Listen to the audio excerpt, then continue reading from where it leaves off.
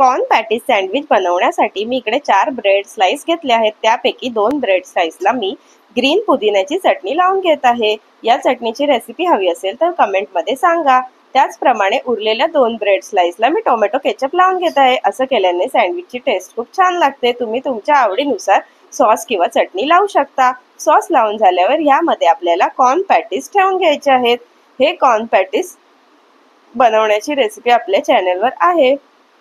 हे corn patties ठेवल्यानंतर चटणी लावलेले ब्रेडचे स्लाइस त्यावर ठेवून अशा प्रकारे हाताने प्रेस करून घ्यायचं, म्हणजे आपलं सँडविच व्यवस्थित बनतं। आता मी ह्या सँडविचला वरतून बटर लावून घेणार आहे। बटर लावल्यामुळे ह्याची टेस्ट खूप छान येते। आता आपल्याला गरम केलेल्या तव्यावर हे सँडविच टोस्ट करून घ्यायचे आहेत।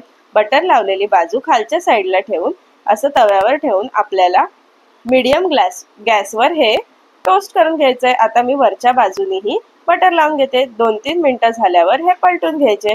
असे खरपूस असे आपल्याला दोन्ही बाजूने टोस्ट करून घ्यायचे आहेत। बघा, मस्त असे क्रिस्पी सँडविच बनून तयार होतात। अशा प्रकारे आपले हे कॉर्न पॅटीस सँडविचेस बनून तयार आहेत। बघा किती छान दिसतात। हे पुदिन्याची चटणी आणि केचप सोबत खायला छान लागतात।